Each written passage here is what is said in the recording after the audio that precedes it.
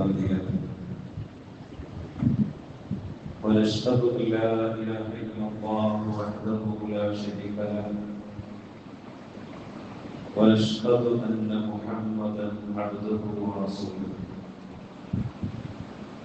وأرسله إلى الناس كافة بشيرا ونذيرا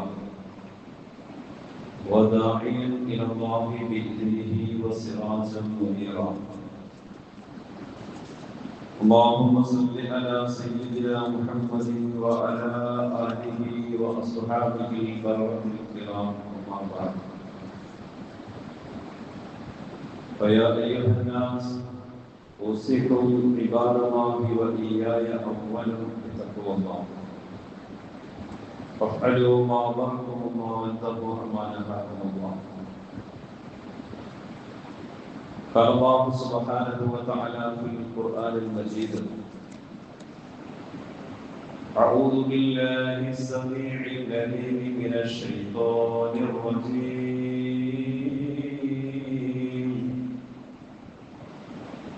بسم الله الرحمن الرحيم.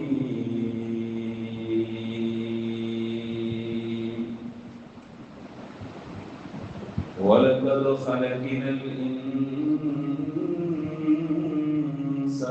من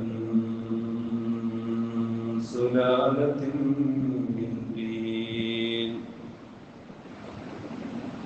ثم جعلناه نطفة في قرار مكين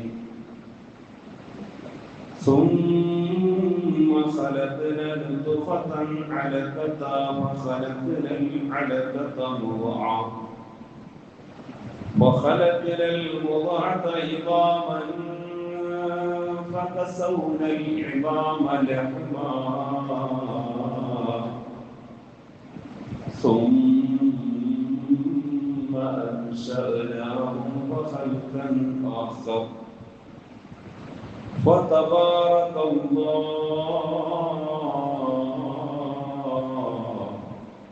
أحسن الخالقين.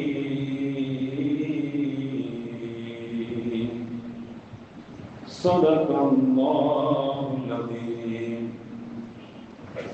اللهم رب اشرح لي صدري ويسر لي أمري واحلل عقدة من لساني يفقهوا قولي وما توفيقي إلا بالله عليه توكلت إليه أنيب.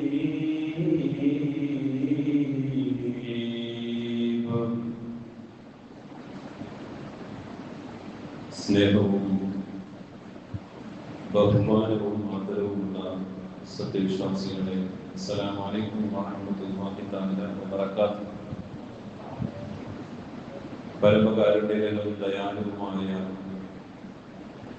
റബ്ബ് സുബ്ഹാനഹു വ തആല അവന്റെ പവിത്രവും പരിപാവനവുമാകുന്ന ഈ മസ്ജിദിൽ നമ്മെ ഒരുമിച്ച് കൂട്ടിയതുപോലെ സർവശക്തനായ അല്ലാഹു അവന്റെ ഇഷ്ടദാസന്മാർക്ക് വേണ്ടി തയ്യാർ ചെയ്തു വച്ചിരിക്കുന്ന സ്വർഗീയ ആരാമങ്ങളിൽ അല്ലാഹു ഇപ്രകാരം നാം ഏവരെയും ഒരുമിച്ച് കൂട്ടി അനുഗ്രഹിക്കുമാറാകട്ടെ. നമ്മുടെ ജീവിതത്തിൽ അറിഞ്ഞും അറിയാതെയും സംഭവിച്ചു പോയിട്ടുള്ള ചെറുതും വലുതുമായ സർവ അപരാധങ്ങളെയും തെറ്റുകുറ്റങ്ങളെയും കാരുണ്യവാനായ റബ്ബ് അവന്റെ വിശാലമായ കരുണയുടെ പേരിൽ നാം ഇവർക്കും വിട്ടുപുറത്തു മാപ്പ് നൽകുമാറാകട്ടെ. ശേഷിക്കുന്ന ജീവിതം അല്ലാഹുവിന്റെ തൃപ്തിയിലായി പൊരുത്തത്തിലായി ജീവിക്കുവാനും അവസാനം ഈ നശ്വരവും നൈമിഷികവുമാകുന്ന ഭൗതിക ജീവിതത്തോട് വിട പറയുന്ന സന്ദർഭം ലാ ഇലാഹ ഇല്ലല്ലാഹ് എന്ന പരിശുദ്ധ കലിമ ഉറക്കെ ഉച്ചരിച്ചുകൊണ്ട് പൂർണ്ണ മുഅ്മിനായി സ്വർഗീയ അവകാശങ്ങളിൽ ഉൾപ്പെട്ട് മരണപ്പെടുവാനുള്ള സൗഭാഗ്യം അല്ലാഹു നാം ഏവർക്കും പ്രദാനം ചെയ്യുമാറാകട്ടെ. ഈമാനില്ലാതെയുള്ള മരണങ്ങളിൽ നിന്നും പടച്ച തമ്പുരാൻ നാം ഏവരെയും കാത്തു രക്ഷിക്കുമാറാകട്ടെ. നമ്മെ പോലെ തന്നെ ലോകത്തിന്റെ നാനാഭാഗങ്ങളിൽ ഒരുപാട് പ്രയാസങ്ങളിലായി പ്രതിസന്ധികളിലായി കഴിയുന്ന എല്ലാവർക്കും അല്ലാഹു ശാന്തിയും സമാധാനവും നിർഭയത്വവും അല്ലാഹു പ്രദാനം ചെയ്യുമാറാകട്ടെ. വിശിഷ്യ ഫലസ്തീനിലെ മക്കൾ അല്ലാഹു സുബ്ഹാനഹു വ തആല അവർക്ക് നിർഭയത്വവും ശാന്തിയും സമാധാനവും പ്രദാനം ചെയ്യുമാറാകട്ടെ. നമ്മിൽ നിന്നും മൺപറഞ്ഞ് ഈ പള്ളിക്ക് ചുറ്റും അന്ത്യവിശ്രമം കൊള്ളുന്ന നമ്മുടെ മുൻഗാമികൾ, പ്രത്യേകിച്ച് ഇടവ മുസ്ലിം ജമാഅത്തിനെ സംബന്ധിച്ച് എനിക്കറിയുന്ന ബഷീർ സാഹിബ് ഉൾപ്പെടെയുള്ള ഖബറാളികൾ, അല്ലാഹു സുബ്ഹാനഹു വ തആല എല്ലാവർക്കും അല്ലാഹു മഗ്ഫിറത്തും റഹ്മത്തും പ്രദാനം ചെയ്യുമാറാകട്ടെ. അല്ലാഹു അവരെയും നമ്മെ എല്ലാവരെയും അല്ലാഹുവിന്റെ ജന്നാത്തുൽ ഫിർദൗസിൽ ഒരുമിച്ച് കൂട്ടി അനുഗ്രഹിക്കുമാറാകട്ടെ. ആമീൻ യാ റബ്ബൽ ആലമീൻ. സഹോദരങ്ങളെ, ബഹുമാനികളെ, നിങ്ങളുടെ ഇമാം അഥവാ എൻ്റെ പ്രിയ സുഹൃത്ത് അൽ ഹാഫിദ് അമീൻ മനാലി പെരുന്നാളിന് ശേഷം ഉണ്ടായ ഒരു ചെറിയ അസ്വസ്ഥത, ഒരു ചെറിയ പനിയും ബുദ്ധിമുട്ടും ഒക്കെയായിട്ട് ഇന്ന് ലീവിലാണ്. ഇൻഷാ അല്ലാഹ് അടുത്ത ആഴ്ച തന്നെ ഇവിടെ എത്തും. അല്ലാഹു സുബ്ഹാനഹു വ തആല ശാരീരികമായ എല്ലാ ബുദ്ധിമുട്ടുകളും പ്രയാസങ്ങളും മാറ്റി കൊടുക്കുമാറാകട്ടെ. പെട്ടെന്ന് എന്നോട് വിളിച്ചറിയിക്കുകയുണ്ടായി, ഇവിടെ ഒന്ന് ജുമാ നിർവഹിക്കണം. എൻ്റെ സ്വദേശം മാറ്റിക്കലാണ്, തോന്നിക്കലാണ്. അവിടെ അൽ മദ്രസത്ത് നൂരിയ എന്ന ഒരു ചെറിയ സ്ഥാപനം ഒക്കെ നടത്തി പോവുകയാണ്. അല്ലാഹു നമ്മയെല്ലാം അനുഗ്രഹിക്കുമാറാകട്ടെ. സഹോദരങ്ങളെ, ബഹുമാനികളെ, വിശുദ്ധമായ റമദാൻ നമ്മോട് വിട പറഞ്ഞു. ശവ്വാൽ മാസത്തിലേക്ക് നാം പ്രവേശിക്കുകയും നമ്മിൽ പലരും ഇന്ന് ശവ്വാലിന്റെ 6 സുന്നത്ത് നോമ്പുകളിൽ ആ നോമ്പുകൾ പിടിച്ചുകൊണ്ടിരിക്കുന്നവർ. അല്ലാഹു സ്വീകരിക്കുമാറാകട്ടെ. സ്വഹാബാക്കളെ സംബന്ധിച്ചിടത്തോളം,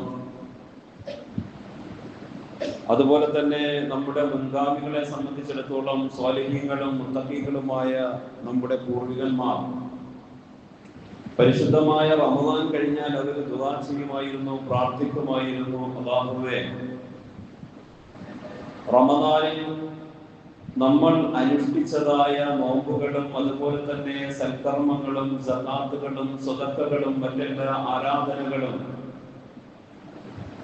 നീ സ്വീകാര്യയോഗ്യമായ അമലായി നീ കബൂൽ ചെയ്യണമേ എന്ന് അവർ നിരന്തരം പ്രാർത്ഥിച്ചിരുന്നു. ഗ്രന്ഥങ്ങളിൽ കാണാൻ കഴിയും, ഏകദേശം 6 മാസത്തോളം അവർ ദുആ ചെയ്തിരുന്നു എന്നാണ്. നോമ്പിന് ശേഷമുള്ള തുടർന്നുള്ള ശവ്വാലും ദുൽഖഅദും ദുൽഹിജ്ജും തുടങ്ങുന്ന 6 മാസം വരെ അവർ റമദാനിൽ ചെയ്ത ഇബാദത്തുകൾ പടച്ചവനെ സ്വീകാര്യയോഗ്യമായ അമലായി നീ കബൂൽ ചെയ്യണമേ എന്ന് പ്രാർത്ഥിച്ചിരുന്നു എന്നുള്ളതാണ്. അതുകൊണ്ട് തന്നെ മുഅ്മിനീങ്ങളെ സംബന്ധിച്ചിടത്തോളം ഓരോ അമലുകൾ പ്രവർത്തിക്കുമ്പോഴും നമുക്കിങ്ങനെ സ്വർഗം റിസർവേഷൻ ചെയ്തിരിക്കുന്നു, ഞാൻ സ്വർഗത്തിലാണ്, ഞാനെല്ലാം പുണ്യകർമ്മങ്ങളും ചെയ്തിട്ടുണ്ട് എന്നുള്ള ആത്മവിശ്വാസത്തിലുപരി അവന്റെ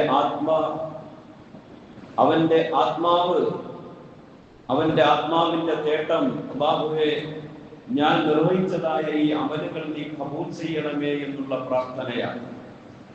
റബ്ബനാ തഖബ്ബൽ മിന്നാ, അല്ലാഹുവേ, നമ്മിൽ നിന്നും ഇത് സ്വീകരിക്കണമേ എന്നുള്ള നിരന്തരമായ പ്രാർത്ഥനയാണ് ഓരോ സത്യവിശ്വാസികൾക്കും ഉണ്ടാകേണ്ടത്. കാരണം വിശുദ്ധമായ റമദാൻ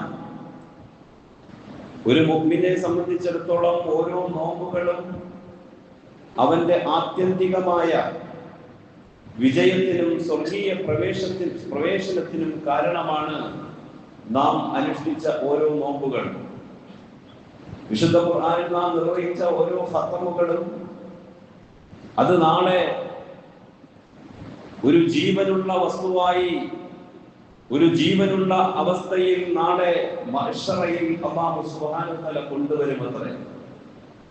എന്നിട്ട് നാം അനുഷ്ഠിച്ച നോമ്പുകളും നാം ഓതിയ ഖുർആൻ ശരീഫുകളും ഖുർആനും അല്ലാഹുവിനോട് വാദിക്കും, അല്ലാഹുവേ, ഈ മനുഷ്യനെ സ്വർഗത്തിലേക്ക് കൊണ്ടുപോകണം.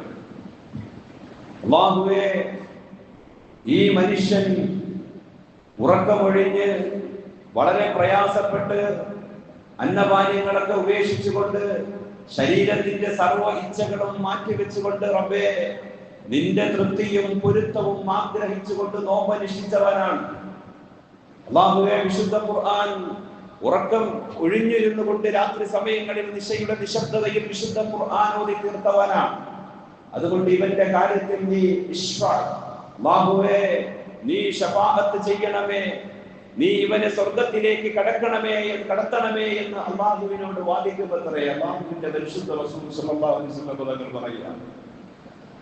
അവസാനം അല്ലാഹു സുബ്ഹാനഹു വ തആല നാം അനുഷ്ഠിച്ച നോമ്പിന്റെയും അതുപോലെ തന്നെ നാം ഓതിയ ഖുർആനിന്റെയും ശുപാർശ റെക്കമെൻഡ് സ്വീകരിക്കുകയും ഈ മനുഷ്യന് സ്വർഗത്തിലേക്ക് പ്രവേശിക്കുവാനുള്ള അനുമതി നൽകുകയും ചെയ്യുമെന്ന് അല്ലാഹുവിന്റെ പരിശുദ്ധ റസൂൽ മുഹമ്മദ് മുസ്തഫ സല്ലല്ലാഹു അലൈഹി വസല്ലം. അപ്പൊ അത്രയും നമ്മളെ സ്വർഗത്തിലേക്ക് കൊണ്ടുപോകാൻ പര്യാപ്തമായ വിശുദ്ധ ഖുർആൻ, ആ വിശുദ്ധ ഖുർആൻ നാം റമദാനോടുകൂടി ഓതി തീർന്ന് മടക്കി വെക്കേണ്ട ഗ്രന്ഥമല്ല.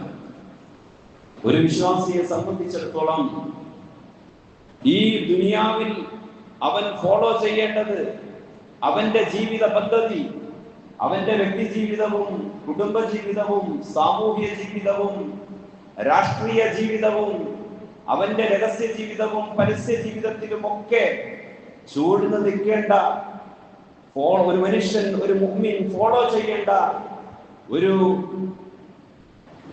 മാനദണ്ഡമാണ് പരിശുദ്ധ ഖുർആൻ.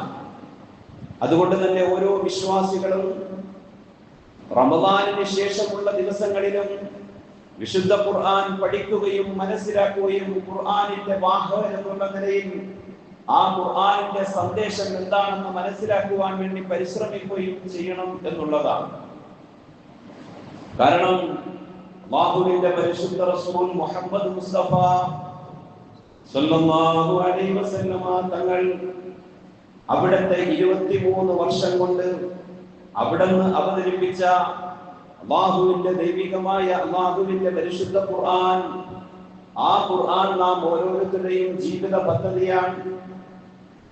ഹിറാഗോയിൽ ധ്യാനനിരതനായിരുന്ന അല്ലാഹുവിന്റെ പരിശുദ്ധ റസൂൽ സല്ലല്ലാഹു അലൈഹി വസല്ലമ തങ്ങളുടെ അരികിലേക്ക് മലക്ക് ജിബ്രീൽ അലൈഹിസ്സലാം വന്നുകൊണ്ട് ഓതി കേൾപ്പിക്കുന്നു, ഇഖ്റാ ബിസ്മി റബ്ബിക്കല്ലദീ ഖലഖ് ഖലഖൽ ഇൻസാന മിൻ അലഖ് ഇഖ്റാ വറബ്ബുക്കൽ അക്റം അല്ലദീ അല്ലമ ബിൽ ഖലം അല്ലമൽ ഇൻസാന മാ ലം യഅലം.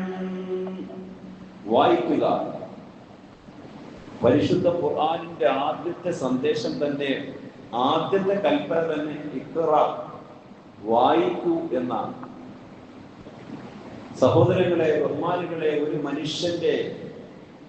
ഒരു മനുഷ്യൻ മനുഷ്യനാകണമെങ്കിൽ മനുഷ്യ സമൂഹത്തിന്റെ സർവ പുരോഗതിയും സാംസ്കാരികതയും സർവ ഉയർച്ചയും ഉന്നതിയും അഭിവൃദ്ധിയും എല്ലാം ഉണ്ടാകുന്നത് വായനയിൽ കൂടിയാണ്. നിങ്ങൾ ഏതൊരു മനുഷ്യ നാഗരികതയും നിങ്ങൾ പഠിച്ചു നോക്കൂ, മനസ്സിലാക്കൂ. വായനയുള്ള ഒരു സമൂഹമാണ് ലോകത്തിന്റെ ജേതാവുകളും നേതാക്കളുമായി തീരുന്നത് എന്നുള്ളതാണ്. വിശുദ്ധ ഖുർആൻ അത് തന്നെയാണ് വായനയ്ക്ക് നൽകിയ പ്രാധാന്യം. ഞാൻ ഖുർആനിന്റെ ആദ്യമായി വിശുദ്ധ ഖുർആൻ അവതരിപ്പിച്ച 5 ആയത്തുകളെ സംബന്ധിച്ച് ഒന്ന് ചെറുതായി പരാമർശിച്ചു പോകുവാനാണ് ആഗ്രഹിക്കുന്നത്. അപ്പൊ വിശുദ്ധ ഖുർആൻ ആദ്യമായി പറഞ്ഞത് ഇഖ്റ, വായിക്കുക എന്നാണ്. ഇഖ്റ ബിസ്മി റബ്ബിക്കല്ലദീ ഖലഖ്, നിന്നെ സൃഷ്ടിച്ചവനായ, നിന്നെ ക്രിയേറ്റ് ചെയ്ത ആ രക്ഷിതാവ് അല്ലാഹുവിന്റെ നാമത്തിൽ നീ വായിക്കണം എന്നുള്ളത്. ഇഖ്റ ബിസ്മി റബ്ബിക്കല്ലദീ ഖലഖ് ഖലഖൽ ഇൻസാന മിൻ അലഖ്, തീർച്ചയായും മനുഷ്യനെ അല്ലാഹു രക്തക്കട്ടയിൽ നിന്നും, അലഖ് ചോരക്കട്ടയിൽ നിന്നും മനുഷ്യനെ തീർത്തവൻ. രണ്ടാമതായി അല്ലാഹു പറയുന്നത് വായനയോടൊപ്പം തന്നെ നിങ്ങൾക്കുണ്ടാകേണ്ട മറ്റൊരു ഗുണം അന്വേഷണാത്മകമായ ഒരു ചിന്ത നിങ്ങൾക്കുണ്ടാകണമെന്നുള്ളതാണ്. വായനയിൽ കൂടി നേടുന്ന ആ അറിവിലൂടെ നാം ചിന്തിക്കണം. മൂന്നാമതായി അല്ലാഹു പറഞ്ഞത് അല്ലമ ബിൽ ഖലം, പേന കൊണ്ട് എഴുതുവാൻ പഠിപ്പിച്ചവൻ. അപ്പോൾ പരന്ന വായനയും അതിനോടൊപ്പമുള്ള ചിന്തയും അതിനോടൊപ്പം നമുക്ക് ലഭ്യമാകുന്ന ഇൽമുകൾ അത് എഴുതി സൂക്ഷിക്കുകയും ചെയ്യുമ്പോഴാണ് മനുഷ്യ നാഗരികത ഉണ്ടായിത്തീരുന്നത്. അപ്പോ റീഡ്, റിസർച്ച്, റൈറ്റ്, വായന, അതുപോലെ തന്നെ അന്വേഷണാത്മകത, അതുപോലെ തന്നെ എഴുത്ത്, ഇതിനൊക്കെ പ്രാധാന്യം നൽകിക്കൊണ്ടാണ് വിശുദ്ധ ഖുർആനിന്റെ ആദ്യത്തെ 5 വചനങ്ങൾ അവതരിപ്പിക്കുന്നത്. സൂറത്തുൽ അലഖ് 96-ാമത്തെ അധ്യായമാണ്. അതിലെ 5 ആയത്തുകളാണ് ആദ്യമായി പരിശുദ്ധ ഖുർആനിൽ അവതരിപ്പിക്കുന്നത്. പരിശുദ്ധ ഖുർആനിനെ വിമർശിക്കുകയും അള്ളാഹുവിന്റെ പരിശുദ്ധ റസൂൽ സ്വല്ലല്ലാഹു അലൈഹി വസല്ലമ തങ്ങളുടെ വ്യക്തി ജീവിതത്തെയൊക്കെ ആക്ഷേപിച്ചവർ, അവസാനം ഖുർആനിനെ വിമർശിക്കാൻ വേണ്ടി പഠിച്ചവർ, അവസാനം ഇസ്ലാം ആശ്ലേഷിക്കുന്ന അവസ്ഥകൾ യൂറോപ്പിൽ കണ്ടുകൊണ്ടിരിക്കുന്നു എന്നുള്ളതാണ്. അറിയുമെന്ന് എനിക്ക് തോന്നുന്നു, 1982 ഇസ്ലാമിലേക്ക് കടന്നു വന്ന റജാ ഗെലോഡി എന്ന ഒരു ചിന്തകനുണ്ട്, യൂറോപ്പിസ്റ്റാണ്. ഗൂഗിളിലേക്ക് അടിച്ചു നോക്കിയാൽ കാണാൻ കഴിയും. അദ്ദേഹം ഇപ്പോ 2012 ഈ ലോകത്തിൽ നിന്ന് വിട പറഞ്ഞത്. അദ്ദേഹം ഒരു തികഞ്ഞ കമ്മ്യൂണിസ്റ്റുകാരനായിരുന്നു. അതിലുപരി ഒരുപാട് ഗ്രന്ഥരചിതാവായിരുന്നു, ഗവേഷകനായിരുന്നു, ചരിത്രകാരനായിരുന്നു. ഇങ്ങനെ ഒരുപാട് ബഹുമുഖ വ്യക്തിത്വമുള്ള ഒരു വ്യക്തിയായിരുന്നു റജാ ഗെലോഡി. അദ്ദേഹം 1982 ഖുർആൻ പഠിച്ചു, ഇസ്ലാമിലേക്ക് കടന്നു വന്നു. അദ്ദേഹം വിശുദ്ധ ഖുർആനിന്റെ ആദ്യം അവതരിപ്പിച്ച ഈ 5 വചനങ്ങൾ പഠിച്ചിട്ട് അദ്ദേഹം പറഞ്ഞത്, ലോക നാഗരികതയ്ക്ക് വേണ്ടുന്ന, ലോക സംസ്കാരത്തിന് വേണ്ടുന്ന, പുരോഗതിക്ക് വേണ്ടുന്ന സർവ ചിന്തയും സർവ കാര്യങ്ങളും അല്ലാഹു സുബ്ഹാനഹു വ തആല ഈ 5 ആയത്തിൽ ഉൾപ്പെടുത്തിയിട്ടുണ്ട് എന്നുള്ളതാണ്. ഏതൊരു കമ്മ്യൂണിറ്റിയുടെയും വളർച്ചയ്ക്ക് നിദാനം, അടിത്തറ എന്ന് പറയുന്നത് പരന്ന വായനയും ചിന്തയും എഴുത്തുമാണ്. അതുള്ള ഒരു സമൂഹമാണ് ലോകത്ത് പുരോഗതി പ്രാപിക്കാൻ സാധ്യതയുള്ളതെന്ന് അദ്ദേഹം സമർത്ഥിക്കുകയാണ്. അദ്ദേഹം അവസാനം വിശുദ്ധ ഖുർആൻ പഠിച്ച് മനസ്സിലാക്കിയിട്ട് അവസാനം ഇസ്ലാം സ്വീകരിക്കാൻ പിന്നെ അദ്ദേഹത്തിന് തോന താമസം വേണ്ടി വന്നില്ല. എന്ന സൂറത്തുൽ അബസയുടെ പഠനത്തോടുകൂടി അദ്ദേഹം പൂർണ്ണമായി ഇസ്ലാം സ്വീകരിക്കുകയാണ്. കാരണം ആദ്യം അദ്ദേഹം തെറ്റിദ്ധരിച്ചത് ഈ വിശുദ്ധ ഖുർആൻ അത് മുഹമ്മദ് നബി സല്ലല്ലാഹു അലൈഹി വസല്ലമ തങ്ങളുടെ ഒരു യുക്തിയിൽ വന്ന, ചിന്തയിൽ വന്ന, ഭാവനയിൽ വന്ന കാര്യങ്ങളായിരിക്കുമെന്നാണ്. അവസാനം അദ്ദേഹം ഖുർആൻ പഠിച്ചപ്പോൾ മനസ്സിലായി, മുഹമ്മദ് നബി സല്ലല്ലാഹു അലൈഹി വസല്ലമ തങ്ങളെ പോലും, തങ്ങളുടെ ചില പ്രവർത്തനങ്ങളെ പോലും ഒരു അദൃശ്യ ശക്തി ചോദ്യം ചെയ്യുന്നുണ്ട് വിശുദ്ധ ഖുർആനിൽ. ഈ അബസ എന്ന വിശുദ്ധ ഖുർആന്റെ അധ്യായത്തിന്റെ തുടക്കത്തിന് ഒരു കാരണമുണ്ട്. അല്ലാഹുവിന്റെ പരിശുദ്ധ റസൂൽ സ്വല്ലല്ലാഹു അലൈഹി വസല്ലമ തങ്ങൾ അറേബ്യയിലെ പ്രമുഖന്മാരുമായി ഇസ്ലാമിനെ കുറിച്ചുള്ള ആശയ സംവാദം നടന്നുകൊണ്ടിരിക്കുമ്പോൾ, അവരെ ഇസ്ലാമിലേക്ക് കൊണ്ടുവരാൻ വേണ്ടിയുള്ള സംസാരങ്ങൾ നടന്നുകൊണ്ടിരിക്കുമ്പോൾ, ആശയവിനിമയം നടന്നുകൊണ്ടിരിക്കുമ്പോൾ, അന്ധനായ ഒരു സഹാബി അബ്ദുല്ലാഹ് ഇബ്നു ഉമ്മി മഖ്തൂം റളിയല്ലാഹു അൻഹു സദസ്സിലേക്ക് കടന്നു വരികയാണ്. അന്ധനാണ്, കാഴ്ച ഇല്ലാത്ത മനുഷ്യനാണ്. ആ സഹാബി അവിടെ എന്താണ് നടക്കുന്നത് എന്നറിയാതെ, അവിടുത്തെ ആ അവസ്ഥയോ ആ സദസ്സിന്റെ പ്രാധാന്യമൊന്നും മനസ്സിലാക്കാതെ അല്ലാഹുവിന്റെ റസൂൽ സ്വല്ലല്ലാഹു അലൈഹി വസല്ലം തങ്ങളോട് പറഞ്ഞു, റസൂലേ, എനിക്ക് എന്തെങ്കിലും അവിടെ നിന്ന് ഉപദേശം നൽകിയാൽ. അല്ലാഹുവിന്റെ റസൂൽ സ്വല്ലല്ലാഹു അലൈഹി വസല്ലം വളരെ ഗൗരവമായ ഖുറൈശി പ്രമുഖന്മാർ ഇസ്ലാമിലേക്ക് കൊണ്ടുവരാൻ വേണ്ടിയുള്ള ദഅവത്ത് നടത്തിക്കൊണ്ടിരിക്കുമ്പോഴാണ് ബഹുമാനപ്പെട്ട സഹാബി അബ്ദുല്ലാഹ് ബിൻ ഉമ്മി മസ്ഊദ് റളിയല്ലാഹു അൻഹുവിന്റെ ഇടപെടൽ. അല്ലാഹുവിന്റെ റസൂലിനെ അതൊരു ഡിസ്റ്റർബായി തോന്നി, ഒരു ബുദ്ധിമുട്ടായി തോന്നി. അപ്പോൾ അല്ലാഹുവിന്റെ റസൂൽ സല്ലല്ലാഹു അലൈഹി വസല്ലം തങ്ങൾ ആ സഹാബിയുടെ മുഖത്തേക്ക് നോക്കി ദേഷ്യത്തോടെ കോപത്തോടെ പ്രവാചകൻ മുഖം ചുളിച്ചു. ഇത് അല്ലാഹുവിന് ഇഷ്ടപ്പെട്ടില്ല, പ്രവാചകന്റെ ആ ചെയ്തിയ പ്രവർത്തനം. അപ്പോൾ ആ പ്രവാചകന്റെ ആ പ്രവർത്തനത്തെ പോലും ചോദ്യം ചെയ്തുകൊണ്ട് വിശുദ്ധ ഖുർആൻ അവതരിപ്പിക്കുകയാണ്. മലക്ക് ജിബ്രീൽ അലൈഹിസ്സലാം കടന്നു വന്നുകൊണ്ട് നബിയേ അബസ വതവല്ല അൻ ജാഅഉൽ അഅ്മ വമാ യുദ്രീക ലഅല്ലഹു യസക്ക. നബിയേ ആ അന്ധനായ മനുഷ്യൻ അങ്ങയുടെ മുമ്പിലേക്ക് കടന്നു വന്നപ്പോൾ എന്തിനാണ് പ്രവാചകരെ അങ്ങ് മുഖം ചുളിച്ചത്? അങ്ങയുടെ ഈ ചെയ്തി ശരിയല്ല എന്ന് അല്ലാഹുവിന്റെ വിശുദ്ധ ഖുർആൻ വാക്കുകൾ ആയത്തുകൾ അവതരിപ്പിക്കുകയാണ്. അപ്പോൾ തന്നെ രാജാക്കന്മാർക്ക് മനസ്സിലായി മുഹമ്മദ് നബിയുടെ പിന്നിൽ ഒരു അദർശ ശക്തി അവനാണ് അല്ലാഹ്. പിന്നെ അദ്ദേഹം പിടിച്ചു നിന്നില്ല. പിന്നെ അദ്ദേഹം അശ്ഹദു അല്ലാ ഇലാഹ ഇല്ലല്ലാഹ് എന്ന ഷഹാദത്ത് കലിമ ചൊല്ലി ഇസ്ലാമിലേക്ക് കടന്നു വന്നു. അതിനുശേഷം അദ്ദേഹം ഒരുപാട് ഗ്രന്ഥങ്ങൾ രചിച്ചു. അദ്ദേഹം പരിശുദ്ധ ഖുർആൻ പഠിക്കാൻ ആദ്യമായി ഉപയോഗിച്ച ഖുർആൻ മുഹമ്മദ് പിക്താൾ അഥവാ പിക്താൾ എന്ന നിങ്ങൾ ഗൂഗിളിൽ അടിച്ചാൽ കാണാൻ കഴിയും. പിക്താൾ പരിശുദ്ധ ഖുർആനിനെ ഇംഗ്ലീഷിലേക്ക് ട്രാൻസ്ലേഷൻ ചെയ്ത ആദ്യത്തെ ട്രാൻസ്ലേഷൻ ചെയ്ത ഒരു മനുഷ്യനാണ് പിക്താൾ. അദ്ദേഹം ഒരു ക്രൈസ്തവ സമൂഹത്തിൽപ്പെട്ട ആളായിരുന്നു.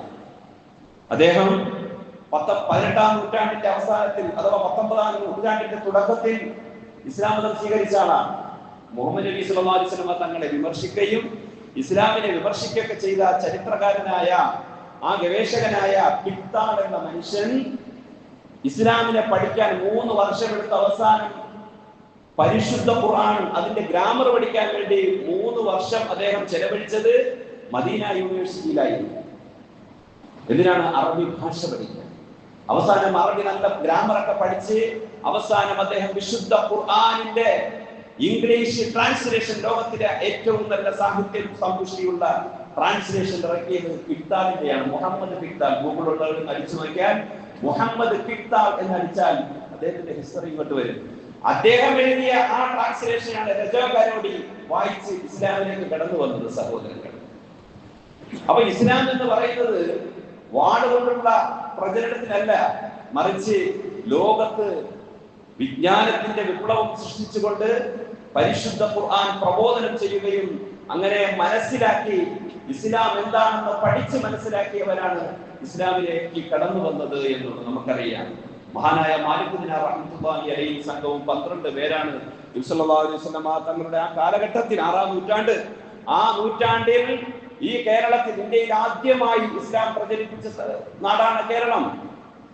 ചേരമാൻ പെരുമാൾ എന്ന് നമുക്ക് കാണാം തൃശ്ശൂർ ജില്ലയിൽ.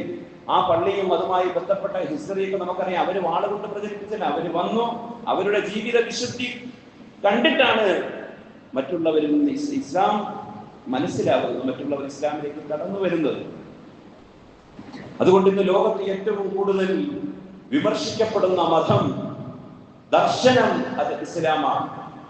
ലോകത്ത് ഏറ്റവും കൂടുതൽ വിമർശിക്കപ്പെടുന്ന വ്യക്തിത്വം അത് അല്ലാഹുവിന്റെ പരിശുദ്ധ റസൂൽ മുഹമ്മദ് മുസ്തഫ സല്ലല്ലാഹു അലൈഹി വസല്ലം തങ്ങളാണ്. അതിനൊരു കാരണമുണ്ട്. പഴഞ്ചൊല്ലുണ്ടല്ലോ, കായ്ഫലമുള്ള മരമേ കല്ലേറ് കൊള്ളാറുള്ളൂ എന്ന് പറഞ്ഞതുപോലെ അല്ലാഹുവിന്റെ പരിശുദ്ധ റസൂൽ സല്ലല്ലാഹു അലൈഹി വസല്ലം തങ്ങളെ ഏറ്റവും കൂടുതൽ വിമർശിക്കുന്നത് എന്തുകൊണ്ടാണ്? കാരണം ലോകത്ത് ഏറ്റവും കൂടുതൽ ശ്രദ്ധിക്കപ്പെടുന്ന, ലോകത്ത് ഇതേപോലെ ഒരു ആത്മീയ ഗുരു ഇന്ന് ലോകത്ത് കടന്നുപോയിട്ടില്ല എന്നുള്ളതാണ്. നിങ്ങൾക്കറിയോ, 1972 ബെസ്റ്റ് സെല്ലറായ ഒരു പുസ്തകമുണ്ട്. മൈക്കിൾ എച്ച് ഹാർട്ടിന്റെ ഒരു പുസ്തകം ബെസ്റ്റ് സെല്ലർ 1992 ഏറ്റവും കൂടുതൽ വിറ്റഴിഞ്ഞ പുസ്തകമാണ്. യൂറോപ്പിലും പശ്ചിമേഷ്യയിലും പാശ്ചാത്യ നാടുകളിലൊക്കെ വിറ്റഴിഞ്ഞ പുസ്തകം. അദ്ദേഹത്തിന്റെ ആ ഒരു പുസ്തകം the most influential personalities in history, the greatest on 100, ചരിത്രത്തിൽ ഏറ്റവും കൂടുതൽ സ്വാധീനം ചെലുത്തിയ 100 വ്യക്തിത്വങ്ങൾ എന്ന ഒരു പുസ്തകമുണ്ട്. ഗൂഗിളിലൊക്കെ കിട്ടും. അതിന്റെ മലയാളം ഇംഗ്ലീഷ് ബുക്കുണ്ട്. ആ പുസ്തകം നിങ്ങളൊക്കെ ഒന്ന് സെർച്ച് ചെയ്യുക.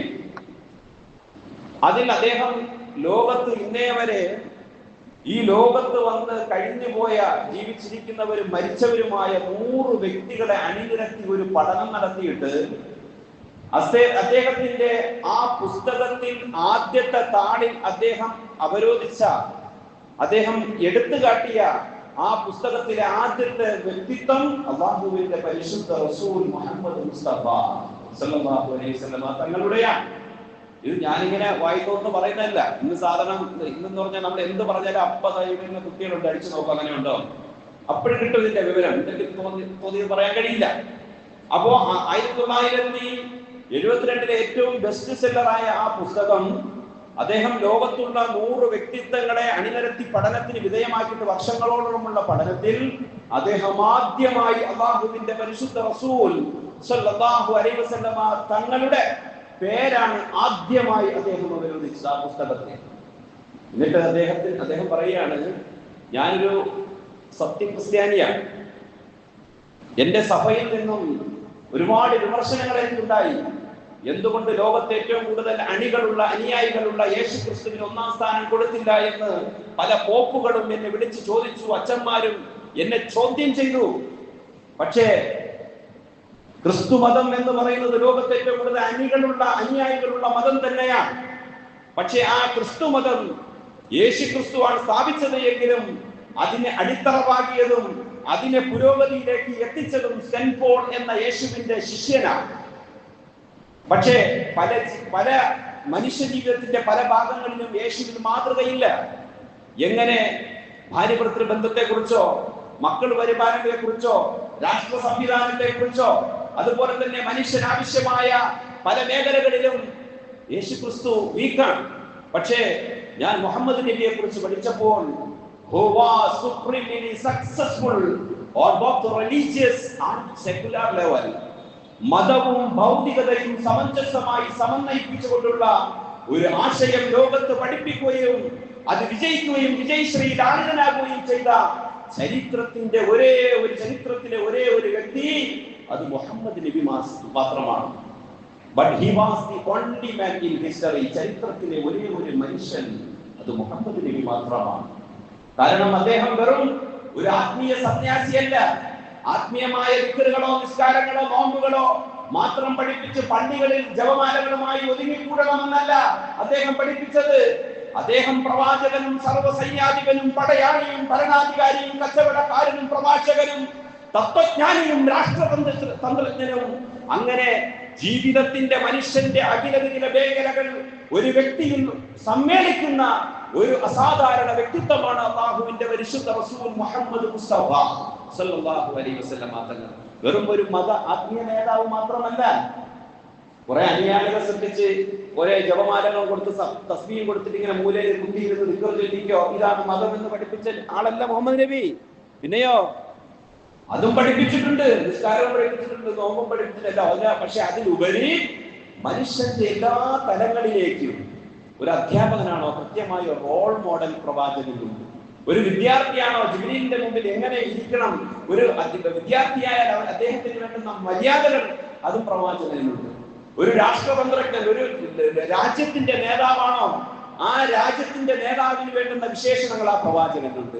ഒരു സൈന്യാധിപകനാണോ കൃത്യമായി പ്രവാചകൻ സല്ലല്ലാഹു അലൈഹി വസല്ലം ബദർ, ഖന്തഖ്, ഖൈബർ, തബൂക്ക്, യർമൂക്ക് ഇങ്ങനെ തുടങ്ങുന്ന നിരവധി യുദ്ധങ്ങൾക്ക് നേതൃത്വം നൽകുകയും അതിലൊക്കെ വിജയശ്രീ ലാളിതനാകുകയും ചെയ്ത ഒരു കൃത്യമായ ഒരു യോദ്ധാവായിരുന്നു അല്ലാഹുവിന്റെ പരിശുദ്ധ റസൂൽ സല്ലല്ലാഹു അലൈഹി വസല്ലം തങ്ങൾ.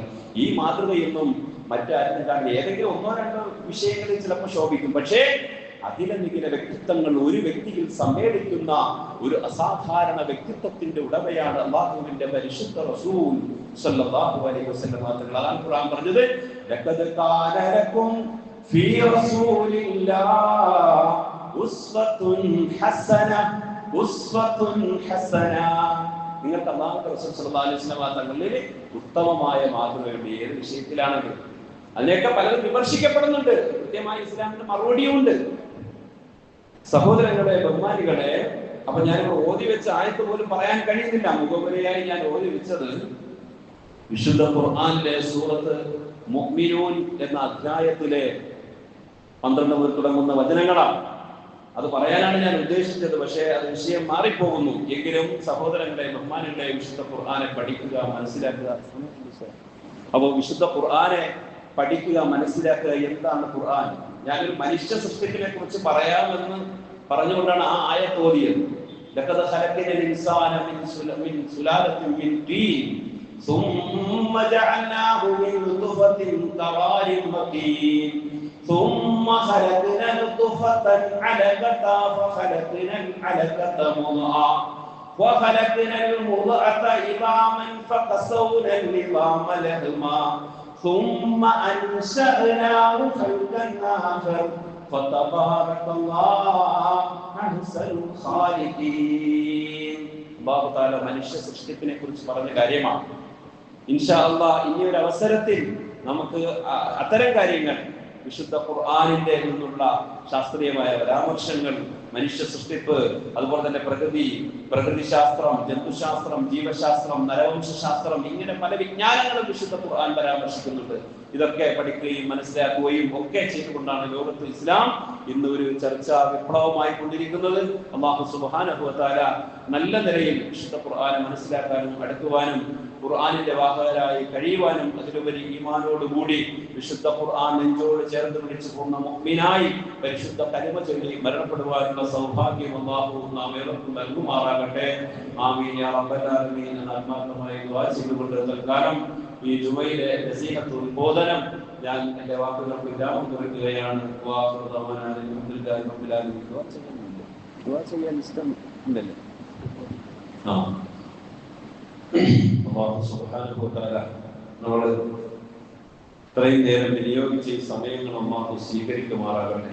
പൂർണ്ണമായി അല്ലാഹു ഇബാദത്തായി അംഗീകരിക്കുകയും പൂർണ്ണമായ പ്രതിഫലം അല്ലാഹു നൽകുകയും ചെയ്യുമാറാകട്ടെ. الحمد لله والحمد لله رب العالمين. اللهم صل على سيدنا محمد